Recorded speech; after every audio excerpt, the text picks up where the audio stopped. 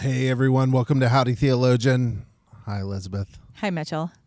So before we get into today's episode, quick question, follow up to the ghost conversation. I had a poll out on my Instagram, very official, very scientific. 53% of respondents said they do not believe in ghosts. How many total respondents did you get? I don't know, like 20-something, 30-something. That's pretty good. That's pretty good for an Instagram poll, right? Yeah. I did not put maybe, though, as a option, which I just want to circle back to. That's how you described your belief in ghosts, maybe.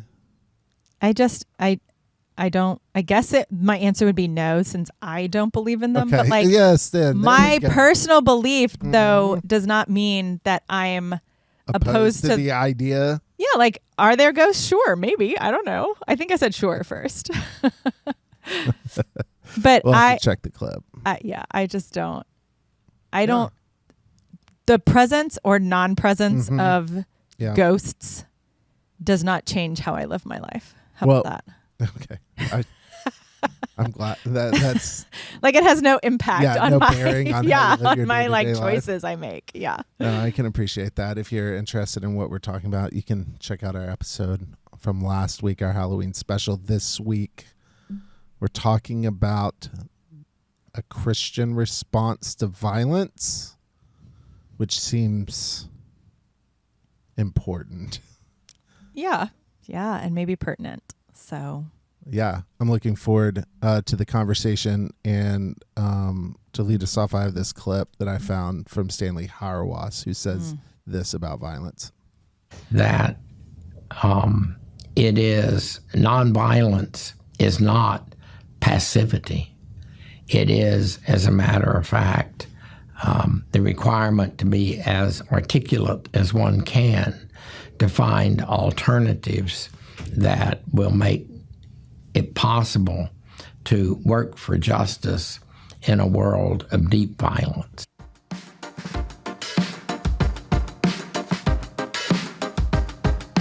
I don't want a fake fix. I just want the real thing. I don't want a fake fix. So I really struggled with my beliefs around violence. I've sort of been on a journey of trying to understand like how I, as a Christian, should operate in the world, especially a violent world. And this really started actually when I was in high school. The Iraq War was going on, and there was like murmurs, they were probably unconfirmed, probably never really truly considered, but there were a lot of us who were wondering like what would happen if we got drafted. Right? Wow. Yeah. And so like I started wrestling with like, what is my response to violence? And I think the church has held a variety of opinions, obviously, throughout the centuries. What I'm really curious about right now, though, is how the church is responding to violence in the world right here and right now. There was an article put out by one of my favorite publications, I've mentioned it before, the Christian Century, about a Palestinian Christian, a priest, Lutheran priest in Bethlehem, and talking about the struggle that exists there, being a Palestinian with the destruction of Gaza, the clear violence that's happening not only in Gaza but also in the West Bank, and how the church is called to sort of be a witness to a nonviolent perspective. And I'm curious what you think about nonviolence as like the Christian response to a violent world. I like a lot what Stanley Hauerwas said, which is that it's not passive. And I think that's where sometimes when I think of nonviolence, it's easy to think of passivity and like pacifism. Well, and like, but kind of then like a removal from yourself from the situation. Yeah. Which I actually don't think we are called to do as Christians. I don't think we're called to remove ourselves from the situation. I think we are called, we're called to be peacemakers, which requires actually engaging in the system and in the situations, but doing so in a way that doesn't contribute to the harm. The best way I can think about it is if like you see your kids start to fight and hit each other, like my response is to stop them from hurting each other first, right? Like whether that's to, pull them apart physically, but like not hurt them while they do that, but like pull them apart and like get in between them and help them to kind of like recenter themselves and process kind of what it was that started that. But it's not to just walk away as a parent and be like, well, I'm nonviolent, so I'm not going to engage. And if they want to destroy each other, okay. Like, it's like, no, I got to enter into it. But it's to try to stop the violence and the harm. Yeah, no doubt. I mean, I think that is a clear response to a faithful reading of the gospel. I mean, we see Jesus sort of act nonviolently in a multitude of ways, most notably when he's being arrested, right? And Peter cuts off the ear of one of the soldiers.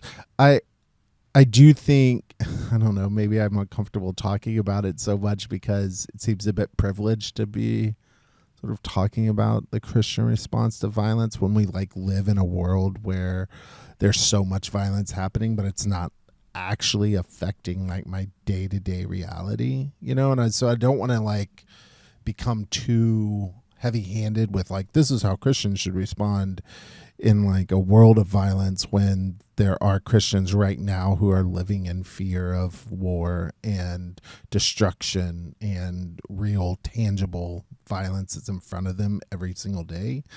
But I do think that there is something that we get from the Gospels that calls us to act differently than the world. And particularly as it relates to violence, I think the church has a responsibility to be far more prophetic in what we say about war and how we are to conduct ourselves in a world of violence. We have talked about just war in one of our episodes. I think we referenced it. Right. Yeah. Just war is really interesting, I think. Because I personally like struggle with it kind of philosophically, I think, because I don't know how you can be like I can determine that you don't want to cause harm and then like go out and cause harm. So I appreciate, and I think there's lots of nuance, right? Because just war actually looks at it a lot about not when it's about me, right? Like if someone is being violent to me, I'm called to turn the other cheek, right? I mean, it's actually like I'm called to be selfless and to like receive violence against my person. But because of my love of neighbor, if my neighbor is being harmed, that's just for me to engage to protect them by engaging in violence on their behalf as like a sign of love and an act of love for my neighbor. So it's really, now of course the just war thinkers, like they don't do this frivolously, like they truly are guided by love. They don't believe that, they do believe that God loves all people, right? They don't believe in like dividing people into good and bad, which is like kind of Christian nationalism and crusader mentality, right? Like we're off to fight the, evil. So in one camp you have that sort of understanding of the church's response, which is like to dominate, to obtain power, and to rule, and to crush the enemies of God. Yes, using violence as a powerful tool in that. Just war theory would say violence is essentially a last resort that Christians can participate in faithfully if a series of conditions are met. Correct. Yeah. And it's a philosophical exercise, right? I mean, essentially there's all these sort of checks that have to be satisfied, and then then you not only justify are you it. but you're supposed to enter into exactly war, right? Yeah. Because you're again called to, as a Christian kind of as a response to your love of Right. neighbor. And then there's But I still- pacifism. Well, but I still feel like, and this is where I just struggle with like just war. I mean, it's one thing to stand to separate two fighting children, right? Where you have the like strength and the ability to actually intervene physically without harming them, right? Yeah. And like can deal with whatever, kicks or hits they might like Right. have on your person.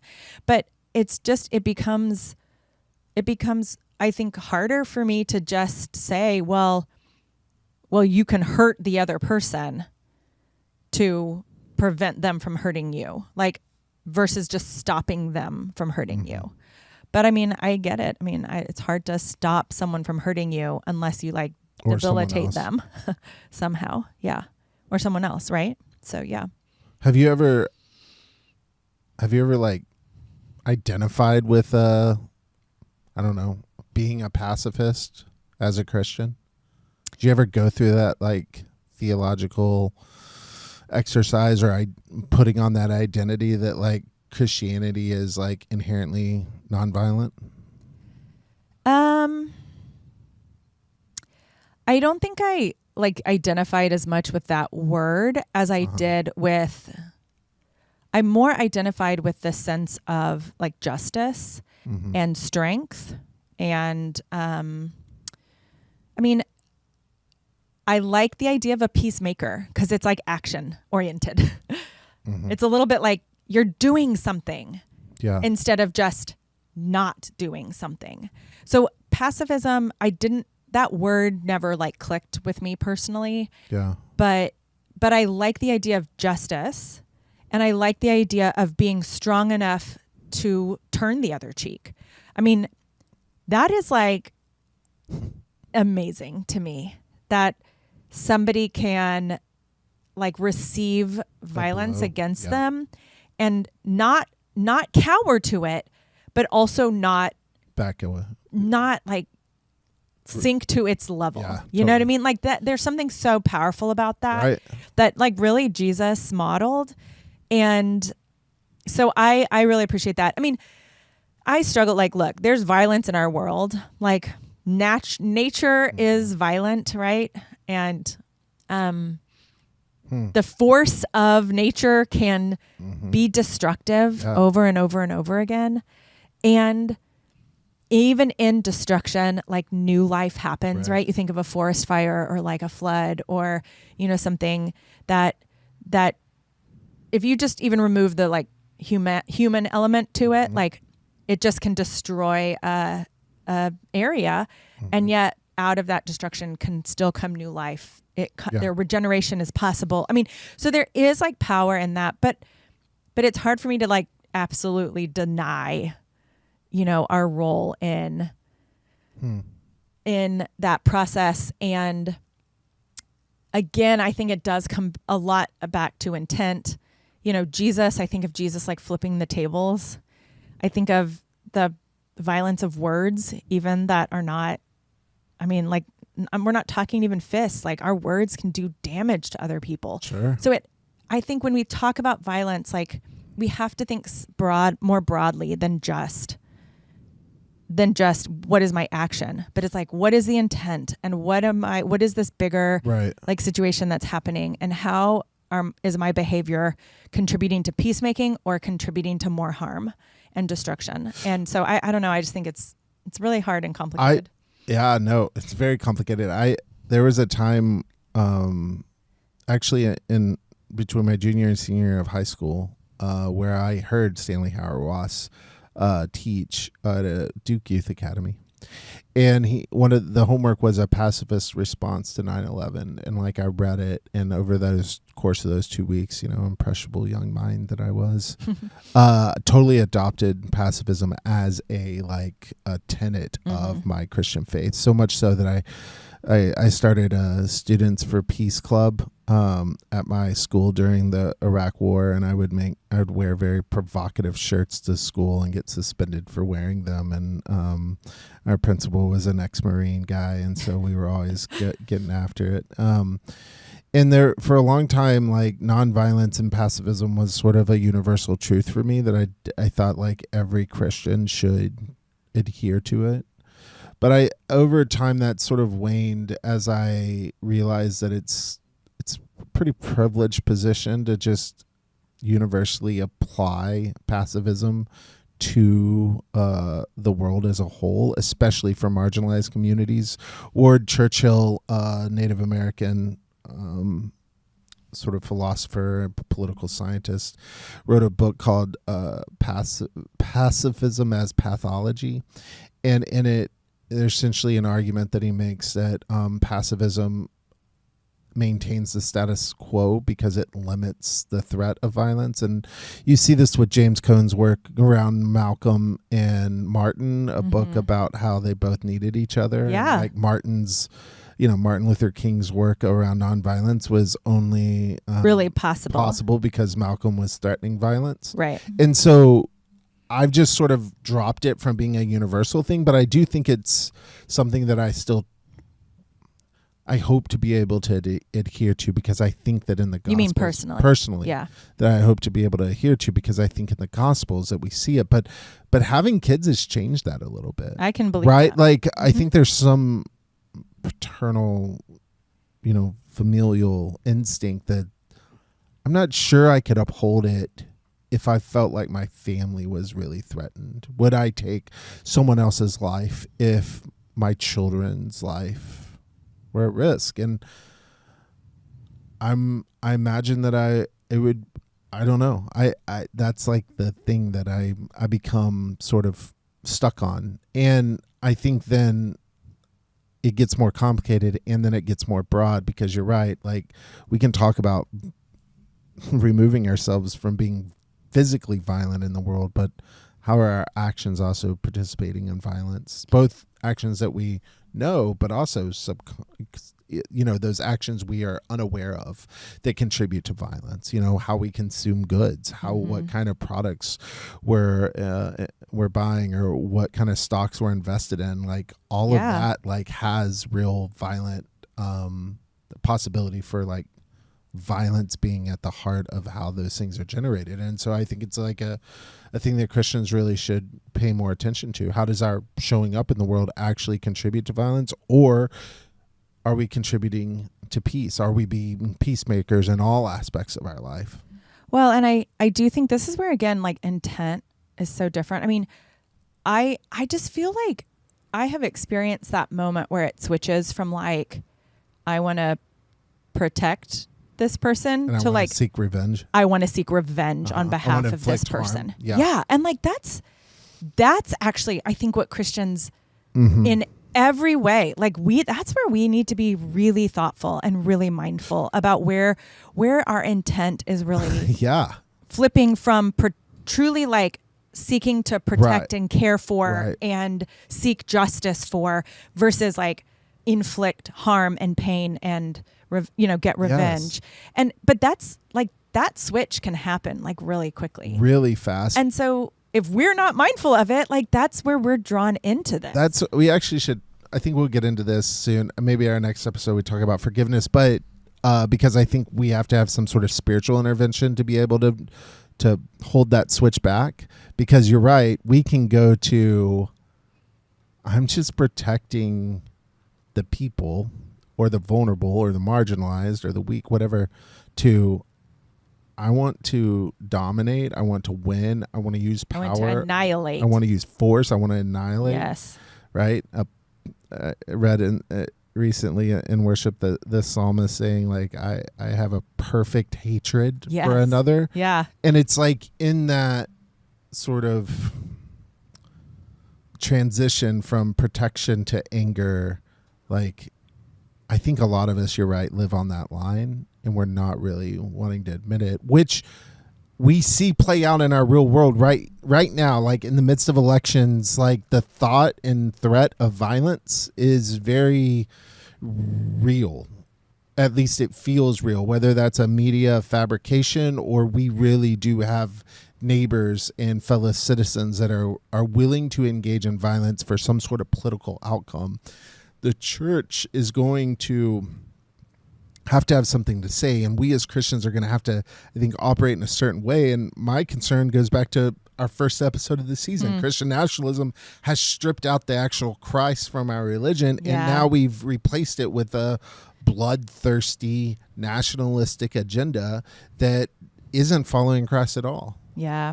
And it is seeking, I mean, I just think, again, where are the places that, and the people, like, where's the rhetoric and that seeks to harm, like that is against someone else. Yeah. Not versus for something. Versus the language and the people and the messaging that is for something. And that's why, again, for me, like, pacifism never clicked as like a word to describe what I felt like I was called to as a Christian, but peacemaker was, because that seemed like it was for something, and it was this specific way of engaging and not disengaging, but of engaging that required something like far greater than I like have ever feel like I have the capability of doing. No doubt. Like the number of times that I have to like take a deep breath and like say a little prayer just while to deal with my kids. 75. Oh, well, yes. Driving. No, that's a lost cause. I'm like my least holy while driving. I know. It's why I always offer to drive, and you can just tell me when I'm It's doing why I wrong. have no Christian stickers on my car because I don't want to be a bad witness to Jesus. Do you not have a First Church bumper sticker on your car? It's like hidden in my front mirror. It doesn't matter. It's not there good so I can park. Evangelical practice to have you like No. put like rep our church out in the world. You do not want me repping the church on my car.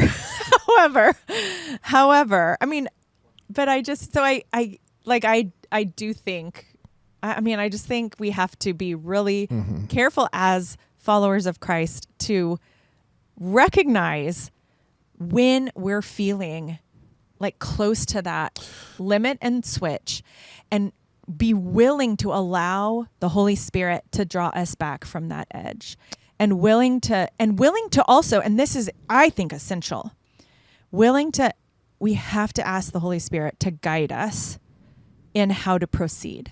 Because it's like a puzzle. Okay, this is how it's like you got to figure it out, How do I engage in this in a way that lowers the temperature? How do I engage in this in a way that sees people's true pain or true issues, that is what's kind of behind this? Works towards peace, right? Exactly. So it's like it requires you to actually like really pay attention and really dig deep and like really, I believe, like let the Spirit guide you in seeing someone else truly as a sibling in Christ in order to help, engage in a healthy way. Now, you can't force somebody to do that, right? You can just show up and invite that You can connection. be that way in the world. Yeah, no, this is great. I mean, they can reject that. Because I think this gets to what the heart of it is. I know you have a poem. Maybe we can end with it. Oh my God, I love it. But before you read your poem, okay, I know you're very excited about it. But before you read it, I just want to say, I think what the point you make really gets to the heart of what Jesus is talking about when he's talking about, like, murder's a sin, duh. But it's not just murder. Yeah. It's like your orientation to murder, right? Yes. Those who hate in their heart have already committed murder, right? Jesus doesn't actually mean that hating someone has killed them, but that the act of itself, like that's the beginning of it, right? And that it's not just about what we do physically to others, but it's how we think about others. And so I think the Christian response to violence is simply this, right? That we have to be mindful about all of our actions and have to work at seeking peace. And that takes a lot of effort. Yeah. And I think you can start with one relationship in your life, right? And how do I seek peace? How do I seek understanding? If everybody wants to be seen and loved, how can I do that for this other person in a way, even if it like threatens my security, right? This is the turning the other cheek. Like, it's not about protecting myself. It really is about seeking a new like level of connection and relationship to someone. Yeah. And it's also, though, I don't think, I'm going to say this too. I think this is really important. I do think that it's okay to recognize when a relationship, when you can step away and disengage from a relationship. We are not called to be peacemakers in every place and in every season and in every relationship. Like, we don't have the capacity to do that. So there might be a time when somebody is being so harmed, when you're being so harmed by someone else, that you are to walk away. You are to disengage. And the work of peacemaking can be left to someone else in the Christian community, No doubt. not to you. And that's why community is also really important. doubt. This isn't just an individual thing. Yeah. This isn't like I have to now be a peacemaker for every single person and in every single relationship. Sometimes I need my friend to step in and be a peacemaker on my behalf No doubt. so that I can remove myself from a situation Absolutely. that is causing me tremendous harm.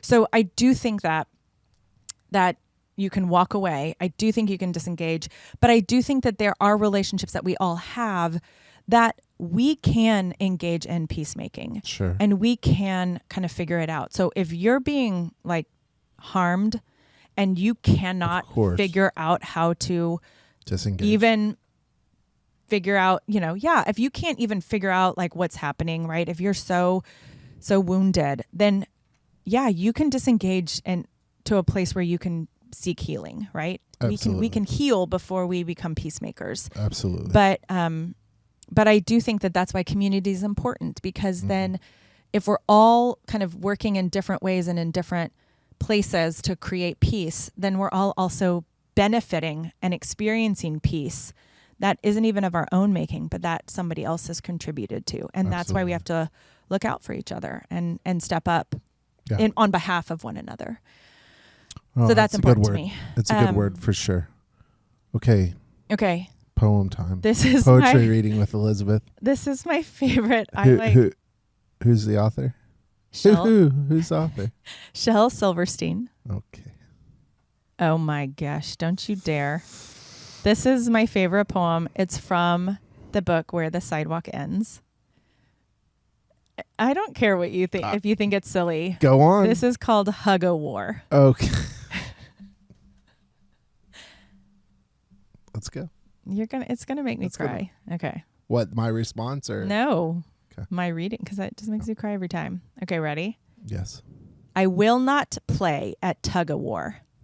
I'd rather play at hug-o-war, where everyone hugs instead of tugs, where everyone giggles and rolls on the rug, where everyone kisses and everyone grins, and everyone cuddles and everyone wins. I love that poem. That's a great poem. I read that to my kids. Often? Yeah. I As mean, a we read like reminder. selections from Shel Silverstein's books. I love it. But look, the Christian message is that everyone can win.